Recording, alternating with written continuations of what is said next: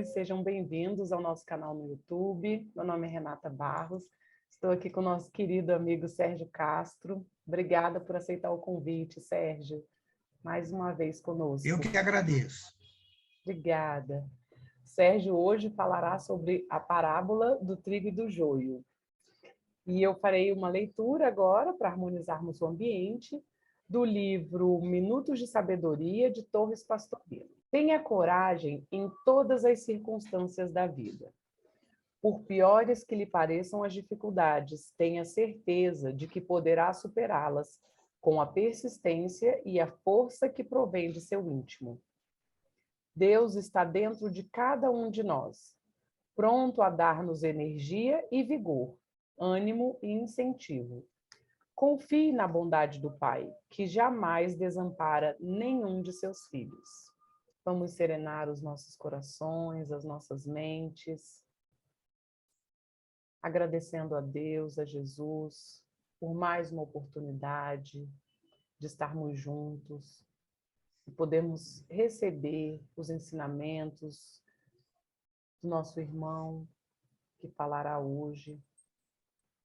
E agradecer por nossas vidas, por esse caminho tão bonito de oportunidade na evolução espiritual. Que Jesus nos acompanhe hoje e sempre. Que assim seja. A palavra é toda sua, Sérgio. Boa tarde, Renata. Muito obrigado pelo convite. Boa tarde a todos os amigos da Casa Espírita.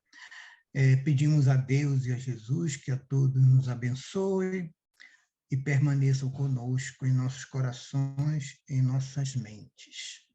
Em um Novo Testamento, lá no Evangelho, segundo a narrativa de Mateus, existe um capítulo, capítulo 13, conhecido como o capítulo das parábolas.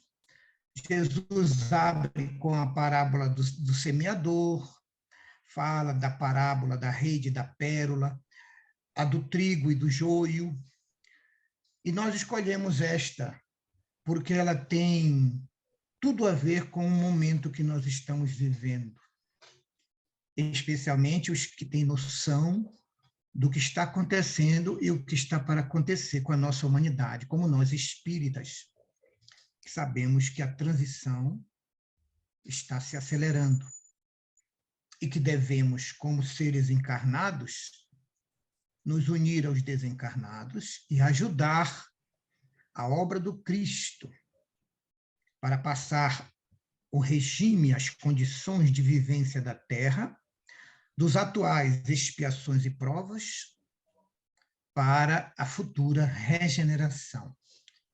A mudança é estrutural. Não mais desonestos, corruptos, criminosos, violentos, não mais pessoas mentirosas, manipuladoras, não mais pessoas indiferentes, descrentes, que exploram as outras. Imaginem vocês o que vai ter que mudar para que nós entremos na regeneração efetivamente. Mas Jesus, cuja vinda à Terra já marca o início da era do Espírito, a descida do Cristo para encarnar como Jesus de Nazaré, marca o início da era do Espírito. A pessoa diz, mas já tem 2000 anos. E não é nada isso. Uma era geológica, são milhares de anos.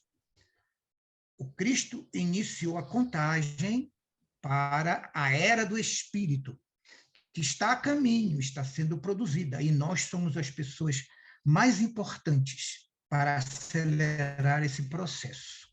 Tá? E aí ele fala em várias parábolas, no seu discurso profético de Mateus 24, ele fala do futuro da humanidade da Terra.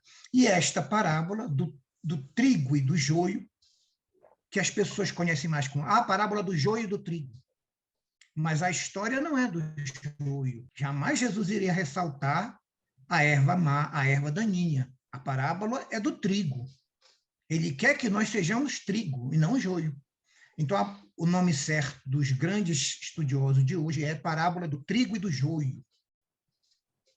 Diz assim, o reino dos céus, a grande notícia de Jesus, a boa nova, o evangelion em grego, que quer dizer boa nova, é Jesus falar da vida futura e de como se conquista a vida no reino dos céus. Então, a maioria das parábolas de Jesus, ele começa, o reino dos céus é como um homem que convidou para as bodas de seu filho, mandou os convites. Assim, esta também não foge à regra. O reino dos céus é semelhante. Já vê logo, por essa palavra já se vê que é uma alegoria, uma comparação simbólica. O reino dos céus é semelhante a um homem que semeou boa semente no seu campo. O homem que semeou a boa semente foi o Cristo. A boa semente é a semente do Cristo, a sua doutrina, a doutrina cristã, especialmente a moral cristã e os evangelhos. No seu campo, ele é o governador do planeta. Então, o campo do Cristo, semeador, é a terra. O coração dos homens. Os nossos corações são os solos, onde ele vai jogar semente. Como é que estão os solos? Um está abandonado, o outro está cheio de capim, o outro está cheio de pedra, muito orgulhoso. O outro está tentando limpar o terreno, o outro jarou e já adubou, e já revolveu tudo, é só jogar semente. São as diversas faixas de evolução das pessoas e dos grupos humanos da Terra. Então, o reino dos céus é semelhante a um homem que semeou boa semente no seu campo. Mas, enquanto todos estavam dormindo, veio o antagonista, em grego, Satã. A palavra Satã, que é grega, traduz-se como o antagonista, o opositor, o que não quer que nós nos purifiquemos. E semeou o joio no meio do trigo e retirou-se. Enquanto os homens dormiam.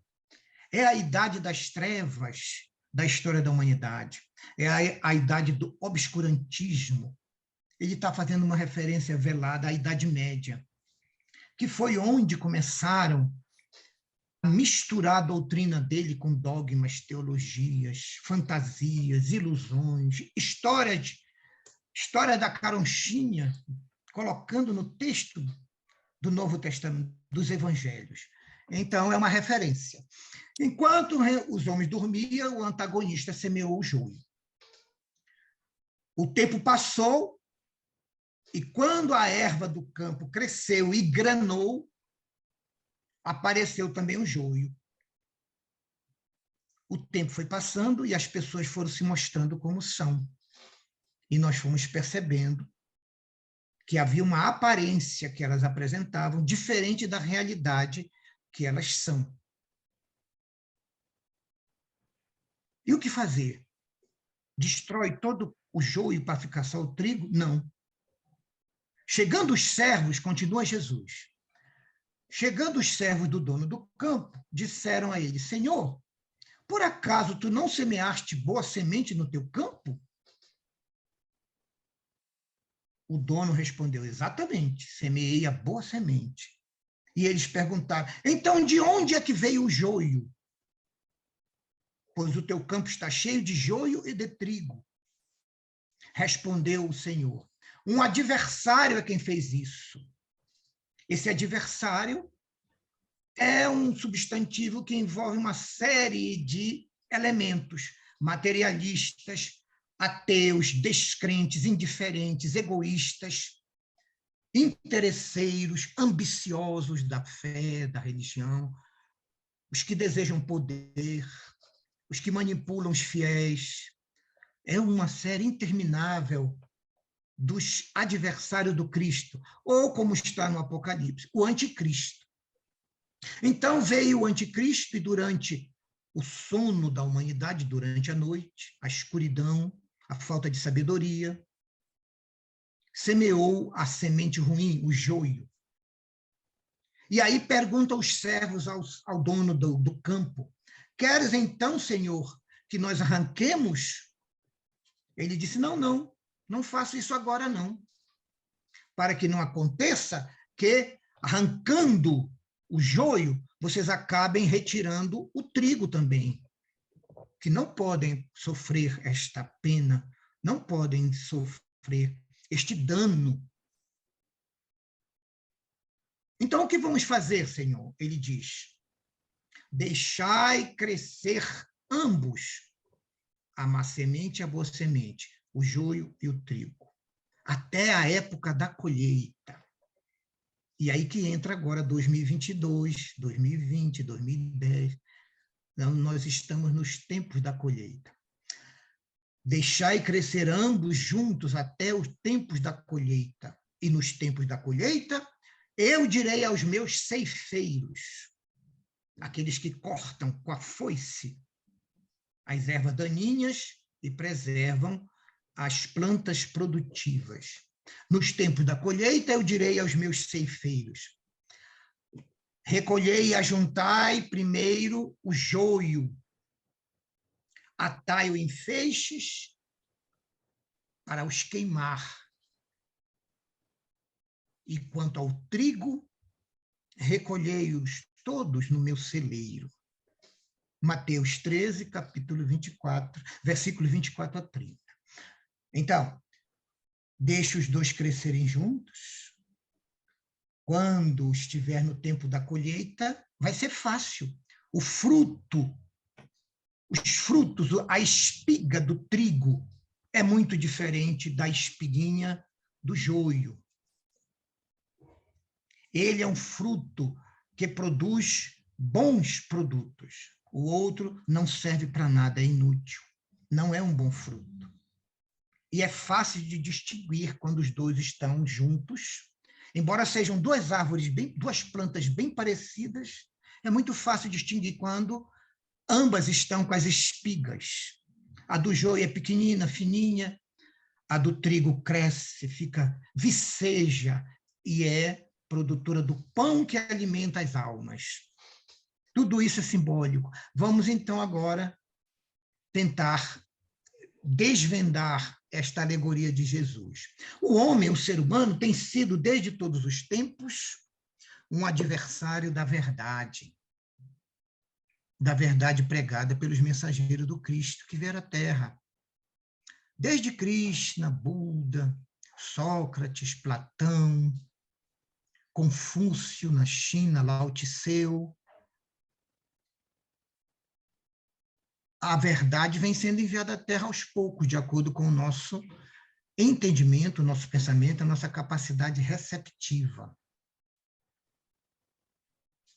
A todas as revelações da verdade, enviadas pelo Senhor da vida, o homem tem resistido e tem reagido, tentando misturá-la, desfigurá-la e destruí-la com seu materialismo exagerado, com seu egoísmo dominante. Temos que lembrar que uma doutrina, por mais clara e pura que seja, quando é enviada para a Terra aos homens, desperta uma reação naqueles que serão atingidos com as melhorias que vêm com essa doutrina. Aconteceu com Moisés, aconteceu com Jesus e o cristianismo. Aconteceu com Moisés e os profetas, aconteceu com Jesus, os apóstolos e os discípulos, aconteceu com Kardec e os espíritos reveladores. E quanto maior é o valor da doutrina revelada, maior e mais violenta é a reação contra elas. É típica dos homens essa atitude. Eles querem permanecer no status quo ante, como diz o latim, que as coisas fiquem como estão, que eles estão dominando. O que domina é a crueldade, a esperteza, o engodo, a traição, o poder, o dinheiro, a importância falsa social. São esses homens que representam o joio, interesseiros e interessados em manter na terra o domínio do mal, da ignorância e da descrença. Também o joio pode representar o falso julgamento humano, que predomina entre as pessoas. As pessoas não têm a verdadeira visão da vida. Elas querem entender as coisas que acontecem aqui na Terra. sem terem conhecimento das coisas e das realidades do espírito. Por quê? Porque o mundo espiritual, que é anterior à Terra, é um mundo causal. E a encarnação e a vida na Terra é um mundo de consequências. Então, ninguém consegue entender as coisas da vida real, do espírito, tendo por base, como elementos, os padrões e sistemas aqui da Terra. Não bate, não consegue entender. Então, isso também é um joio. Já o trigo, não. O trigo representa as revelações, as ações no bem, as ideias renovadoras, progressivas, progressistas, as grandes tecnologias, os grandes institutos de educação do homem. Isso tudo representa, além das pessoas, o trigo. Mas quando os maus se aproximam e dominam, eles logo desvirtuam, misturando as novas revelações com as suas falsas interpretações, tentando mudar aqui e ali aquilo que atinge os seus interesses particularistas e materiais, e acabam desestruturando a essência e o significado da revelação. Foi o que aconteceu com o cristianismo. Mas também já tinha acontecido com Moisés e os profetas. Quando Jesus começou a falar, ele notou que os preceitos de Moisés, dos 5 livros atribuídos a ele, que as revelações dos profetas foram sufocadas pelos líderes em 1.400 anos, quase 1 milênio e meio. O que valia na época de Jesus era um monte de tradições que eles mesmos inventaram, que achavam mais importante que as normas morais e espirituais da religião. Eu tenho um trabalho que eu recolhi dezenas de versículos do Velho Testamento que são igualzinhos, ou com o mesmo sentido, embora com outras palavras, dos ensinos de Jesus no Novo Testamento. Por que os judeus não seguiram isso? Porque era um joio ainda. O joio é mesquinha, muda para pior, envenena, produz ilusões,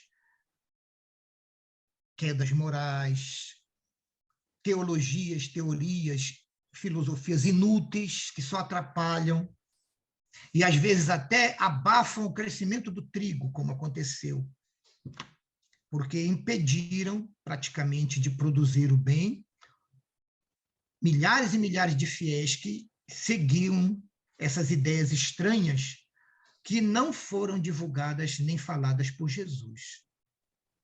Assim, com o passar dos séculos, a doutrina de amor de Jesus, embora simples, direta, lógica, com muita clareza, começou a ir sofrendo a interferência nas cópias, a ação nefasta da ignorância e as ordens superiores para substituir determinadas falas de Jesus por outras que eles traziam, porque essas outras falas, que viraram versículos, sustentavam as suas teses e os seus privilégios, os seus interesses.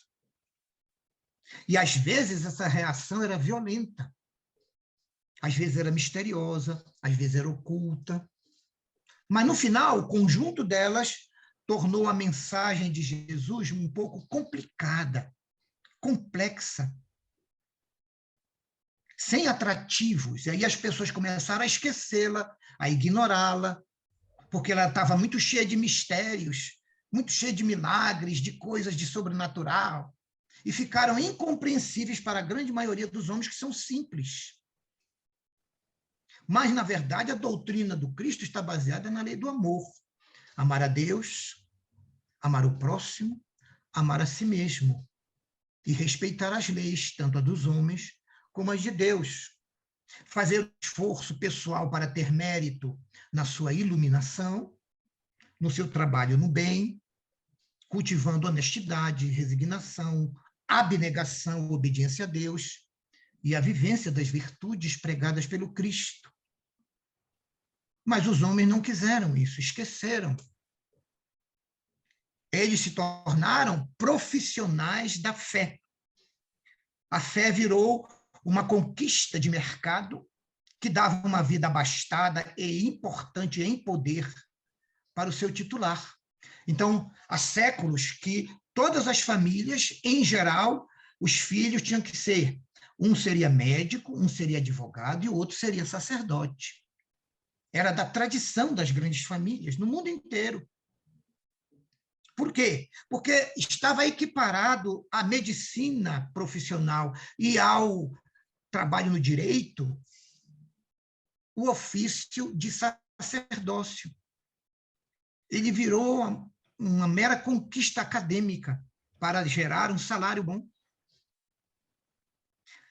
Então, ao se transformarem em profissionais da fé, foram transformando a religião do Cristo em princípios que trouxessem lucros. Por exemplo, o famoso decreto de venda de indulgências. A igreja estava falindo devido aos gastos muito superiores ao que ela recolhia. E aí um papa determinado criou a venda de indulgências e em 5, 10 anos ela já tinha ficado rica novamente. Porque quem é que não tinha pecado para comprar o perdão? Basta que tivesse dinheiro. Então imagine quanto eu ia poder comprar para aliviar os meus pecados. Era uma coisa natural que as pessoas... Eu não condeno as que faziam isso. Elas tinham ignorância e queriam aliviar a sua consciência. Agora, eu não desculpo os sacerdotes que criaram isso. Por quê? Porque dividiram a religião do Cristo em vários partidos religiosos, em vários grupos. Esses grupos começaram a lutar entre si por causa dos interesses econômicos, sociais e políticos. E até hoje existe o choque entre orgulho, vaidade, ódio, das várias facções em que se transformou. Mas não foi isso que Jesus disse. Lá em João capítulo 10, no discurso do bom pastor, ele diz: eu vim para que todos tenham vida, mas vida em abundância. Todos. Não são grupos, são todos. Eles foram, então, destruindo os princípios morais da liberdade, da conquista da fraternidade e da igualdade, que são estabelecidos na doutrina de Jesus. Quem estuda direitinho descobre com exatidão.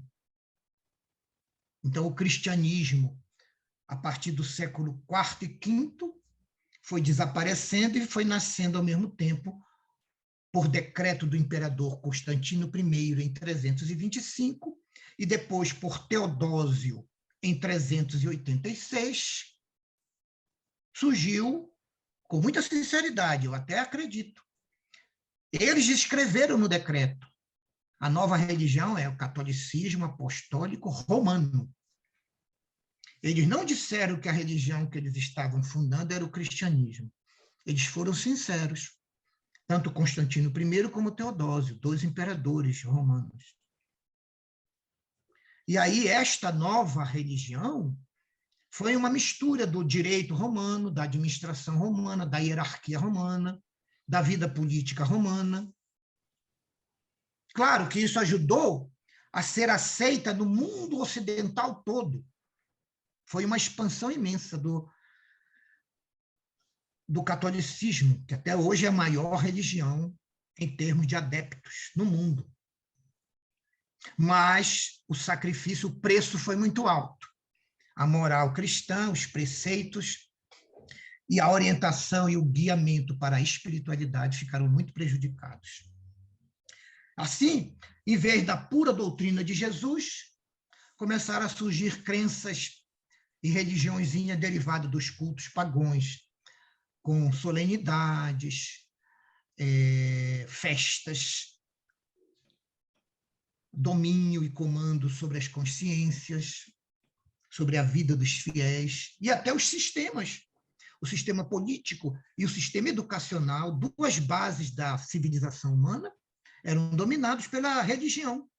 Somente agora, com a Revolução Francesa, no final do século XVIII, começaram a ser quebrados, a ligação estreita entre o Estado e a Igreja. Então, o sistema político reinou pela cabeça dos grandes pensadores da Igreja. A mesma coisa a educação. Há 50 anos atrás, o predomínio no mundo ocidental era de colégios que seguiam a religião católica apostólica romana. Eram colégios religiosos. Há pouco tempo é que o ensino educacional se libertou e ficou laico, isto é, sem nenhuma tendência religiosa, sem nenhum predomínio. Mas os meus avós, os meus pais estudaram todo em colégio de freira, de padre. Teve uma vantagem, levou ao conhecimento de muitas pessoas a proposta traduzida por eles do Evangelho de Jesus. Isso foi uma grande vantagem. Mas, no meio disso, havia uma religião de mistérios, cheia de dogmas, com pompas, com solenidades, exaltando muito o milagre e o sobrenatural para impressionar as pessoas frágeis, escravizando a razão. Quando a razão e a inteligência, a cultura se chocavam com esses preceitos, eles diziam, não pode, são mistérios de Deus, não podemos prescrutar o pensamento de Deus. E aí não falavam mais nada sobre o assunto. Isso é escravizar a razão. E a consciência das massas ficou dominada por séculos. Era o joio começando a se destacar, crescendo junto com a mensagem do bom trigo. E começou a abafar a semente do bom trigo. Mas o Cristo, que é muito mais sábio, muito mais inteligente do que todos os homens metidos a espertos, o Cristo não deixa estar. Está chegando aí o final do ciclo. Vem aí o terceiro milênio. E é lá que as coisas vão se decidir. Por enquanto, vamos mandar um recado para esclarecer o máximo possível o que eu falei e para falar aquilo que eu não pude por causa do pensamento muito ignorante da humanidade. Aí, a 18 de abril de 1857, um sábado, logo após as 10 horas da manhã, na Galeria d'Orléans, na livraria do Messias d'Anty, que havia falecido, a sua esposa, a dona Melanie, honrando o compromisso que ele tinha feito com Kardec, abre a livraria do Messias d'Anty, famosa em Paris, um ponto de encontro de filósofos, pensadores, poetas, de astrônomos. E na vitrine principal que dava para a Galeria d'Orléans, uma prateleira, uma estante com prateleiras com veludo azul, toda preenchida com o Livro dos Espíritos. Começa a implantação do espiritismo na Terra, para dar tempo de esclarecer o máximo possível de homens para este momento que estamos começando a viver agora, o vestibular moral espiritual da humanidade da Terra. Quem não alcançar a nota de corte, a sua própria consciência vai atraí-lo para outros mundos. E olha só, a nota de corte não é 5, não, tem que ser um pouquinho mais. Vamos estudar para esse vestibular. Eu tenho que passar no vestibular. Com o passar dos séculos, misturar as palavras do Cristo com fantasias das mentes brilhantes, né?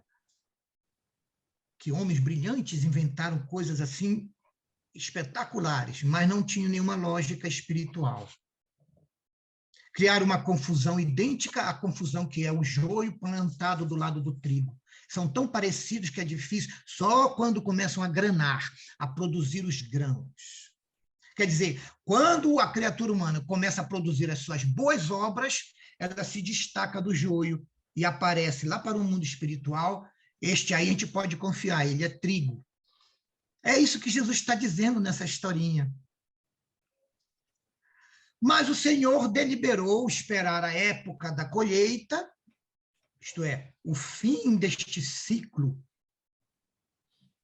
de expiação e de provas que está se encerrando, e já está ao mesmo tempo se iniciando um novo ciclo de regeneração, onde cada um de nós irá apresentar os seus frutos a sua consciência e a justiça de Deus. De acordo com o exame desses frutos e a nota que eu vou tirar neste exame, eu ficarei aqui na terra nova, a terra do futuro, a terra da paz, a era do espírito, reencarnando e evoluindo aqui. Os que não conseguirem não ficarão mais na universidade federal chamada Terra. Vão procurar uma outra universidade particular, em outro lugar, um pouquinho longe daqui. Mas será fácil separar o trigo do joio pela honestidade, pela caridade, pela simplicidade, pela humildade, pelo amor à verdade e à luz, e pela prática do bem, que produz os grãos que alimentam as almas. Ele compara aí o pão que vem do trigo com o alimento dele, do seu evangelho para as almas, que é a sua doutrina cristã. Então, os verdadeiros ceareiros do Cristo, que estão encarregados de fazer esta seleção espiritual e moral, vão recolher o joio, envolvê-los todos em um grupo único e exportar da terra. Enquanto que o trigo e os bons frutos serão agasalhados no celeiro do Cristo. Claro que o celeiro do Cristo é o coração amoroso. Este é o símbolo. O celeiro é onde são guardados os frutos que fazem coisas boas. Trigo, milho, arroz, feijão. Então, o que dá bons frutos e bons produtos será agasalhado no coração do Cristo e, como prêmio, continuará a evoluir, reencarnando e desencarnando na Terra. É isso que estamos vivendo agora, na atualidade. Mas que atualidade? Aquela que começou naquele dia que eu falei, na manhã de sábado, de 18 de abril do ano de 1857. Porque quando você for lá na Gênese, o último livro da codificação, que foi publicado em janeiro de 1868, no último capítulo do livro, capítulo 18, está a era nova, a geração nova, os tempos são chegados. E aí ele já começa esse capítulo dizendo assim: os tempos de mudança já estão chegados. Isso nos leva a crer que o lançamento de O Livro dos Espíritos na Terra dá início à nossa querida transição planetária, que ainda durará algumas décadas, no meu entender, aqui na Terra. Mas acontece que essas etapas de progresso coletiva não são estanques. Não se pode dizer, hoje terminou a transição, quando eu acordar amanhã já é regeneração. Isso não existe. Enquanto o processo vai se iniciando da transição, também já vai se iniciando aqui e ali, em alguns pontos, as vivências do mundo de regeneração.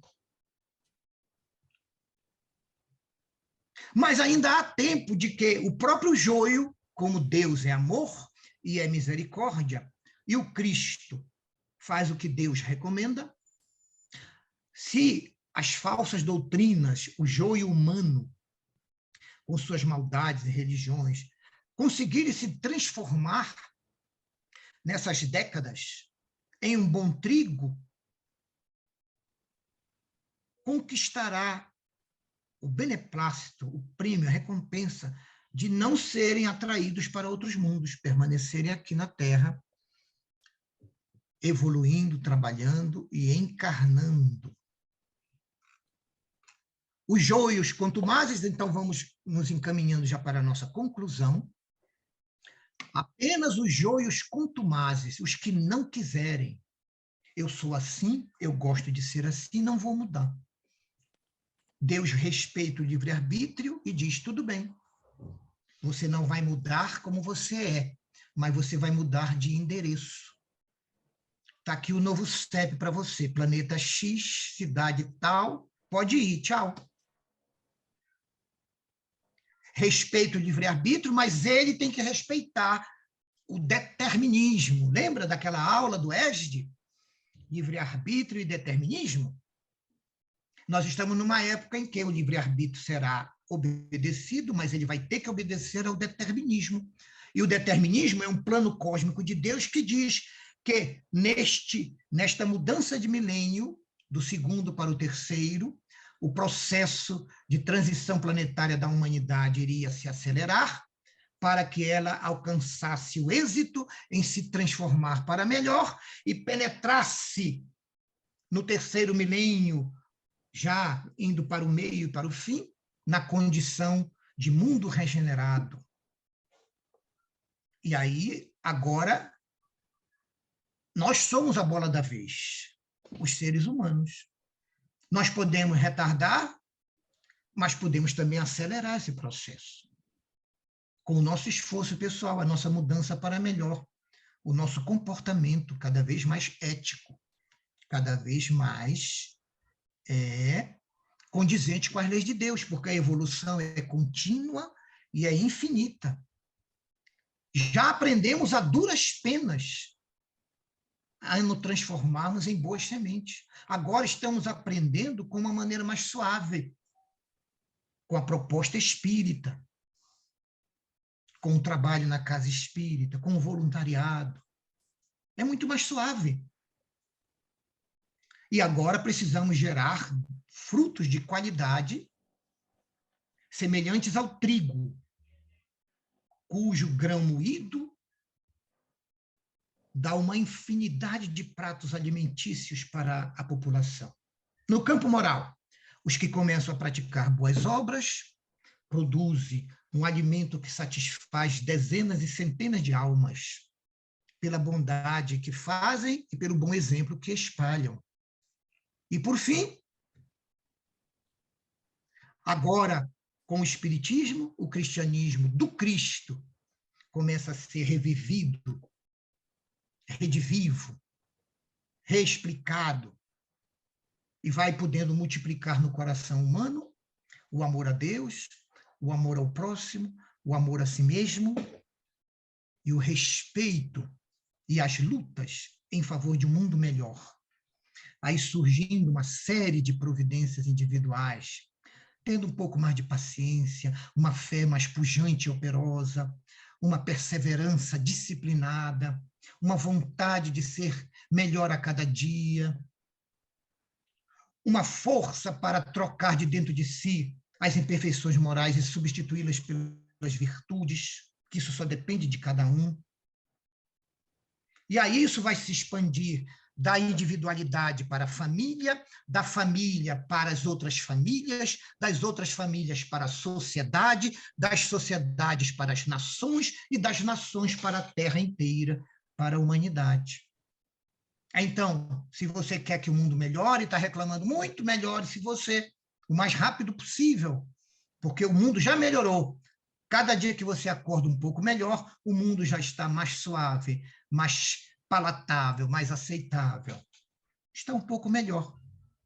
E aí, com respeito, fraternidade e união entre todas as nações do mundo, não teremos mais guerras, nem rumores de guerras, nem aventuras econômicas como esta última que estamos presenciando, que todos sabem que por detrás de tudo estão minerais de valor, petróleo.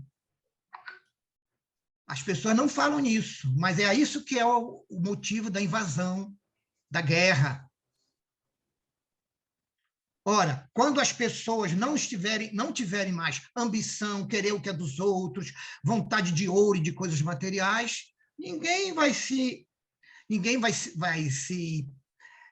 manifestar na busca dessas coisas. Ninguém vai perder seu tempo propondo absurdos como este. Mas isso começa com a espiga de trigo do coração de cada um. Como é que cada um está cuidando da semente que Cristo jogou no nosso coração que está crescendo junto com a semente ruinzinha que é minha. É exclusiva, é minha. Como é que eu estou fazendo para tratar melhor o trigo e ir diminuindo, se puder, e desfazendo o joio que ainda há no meu coração? É para isso que existe religião, é para isso que existe doutrinas religiosas, é para isso que Cristo veio à Terra como Jesus, e é para isso que Kardec recebeu a incumbência de ser secretário do Cristo na implantação do Espiritismo na Terra, a partir daquela manhã venturosa, uma das manhãs mais importantes da era moderna, 18 de abril de 1857. Eu espero que você que está me ouvindo, e eu também, todos nós, não achemos apenas palavras bonitas, mas palavras significativas e profundas para a nossa mudança interior e a nossa participação entre os trabalhadores do Cristo. Vamos tirar o nosso nome da lista de assistidos, de necessitados, e vamos botar o nosso nome na outra lista, dos ceareiros, dos confiáveis, dos trabalhadores do Cristo. Se fizermos isso, será mais rápida a transição e logo, logo, nas próximas reencarnações, já estaremos aqui na regeneração da nossa humanidade.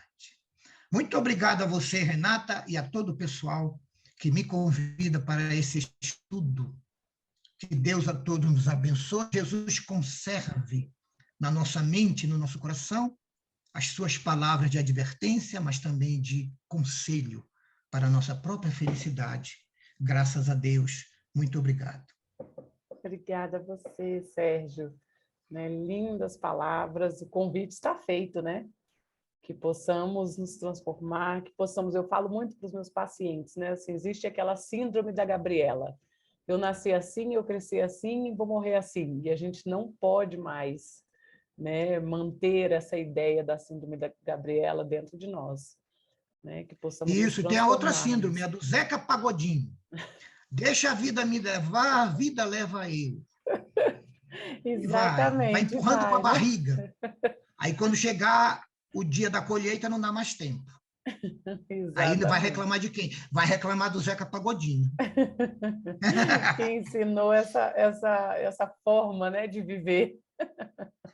Exato. Então, né, que possamos realmente mudar de lado, né? Deixarmos de querer só o venha a nós, né? O vosso reino nada. Então, que a gente possa, sim, ir para o vosso reino, né? Para a seara dos trabalhadores e não só dos assistidos. Né? Isso aí, é isso Maravilha. aí. Você pegou, você compreendeu perfeito. É muito fácil, né? De É, entender. Tem aquele negocinho de fazer que me complica um pouquinho. exatamente. Sérgio, você pode fazer a nossa oração final? Claro. Obrigada. Estudar e orar não tem coisa melhor para o espiritismo, porque aí fica faltando só a última, amar. Lembra? É Espírito de Verdade, capítulo 17. Não, capítulo 6, Cristo Consolador, no Evangelho segundo o Espiritismo. Espíritas, amai-vos. Este é o primeiro ensinamento. Instruí-vos, que é o que nós estamos fazendo aqui, estudando e nos instruindo. Este é o segundo. Então é fácil a gente se instruir. É só estudar e conversar e participar. Aí o amar é por conta de cada um. Agora, eu li uma vez que amar não precisa de complemento. Sabe por quê? Porque é verbo intransitivo. Então vamos orar. Exatamente. Vamos orar. Vamos lá. Senhor Jesus, graças te rendemos. Nosso coração é cheio de regozijo e de gratidão por todos os emissários que já enviaste à nossa humanidade desde tempos imemoriais. E no tempo certo, tu mesmo viestes e espalhastes a semente do bem nos corações humanos. Muitos não deram a mínima importância. Outros acharam bonito, mas não era para eles. Outros começaram as lutas com os seus espinheiros. E, finalmente, outros começaram a produzir. Nós te pedimos, Senhor, que nos ajudes e fortaleças na fé, na esperança, na perseverança, na boa vontade, na disciplina, para podermos nós também produzirmos, sairmos das armadilhas do joio, dos atrativos e ilusões do joio, e cultivarmos o trigo no imo dos nossos corações, para que, quando produzirmos, entreguemos toda a produção ao teu celeiro amoroso, que é o teu coração. Estaremos em paz com nossas consciências, contigo e com Deus, o nosso Criador. Muito obrigado, Jesus, pelo teu evangelho e por todos os teus mensageiros que desceram à terra. E um obrigado especial, neste mês de abril, a Kardec, que daqui a 10 dias, 18 de abril, estará completando 165 anos da publicação de O Livro dos Espíritos. Obrigado a ele também, o teu secretário, querido, teu amigo de tantos séculos. Por isso, então, eu te peço, abençoa esta casa, que orienta as almas, que ela cresça no Espiritismo e no Evangelho, na organização, na disciplina e na eficiência de seus trabalhos e atividades. Abençoa. E abençoa também a todas as instituições, espíritas e não espíritas, todas as instituições, fundações, empresas que ajudam a melhorar o homem e o mundo. E dá-nos a tua paz e a luz do teu evangelho para nos acompanhar para sempre. Graças a Deus. Graças a Deus. Que assim seja. Então, Sérgio, mais uma vez, muito obrigada por aceitar o nosso convite, por essa... Eu que agradeço. Agradeço a você. E não some, por favor. Com certeza. Eu estou aqui com os livros, meus cursos, minhas turmas. Pronto, As minhas palestras, eu não paro, é a semana inteira, e gosto. E quanto mais eu faço, mais eu gosto. Aí, que maravilha. Então, pronto para o serviço, né? Pronto para compartilhar com a gente. Vou te dizer uma frase para você nunca esquecer. É para você. Lembre-se de mim quando você estiver no paraíso. E me chame para estudar e para falar. Porque, ai de mim se não falar. Maravilha, pode deixar. Lembrarei com toda certeza. Muito obrigada mais uma vez e obrigada a todos pela companhia no dia de hoje. E até a próxima. Valeu. Tchau, tchau. Valeu, gente. Muito obrigado. Tchau. Saúde e paz a todos. A nós todos.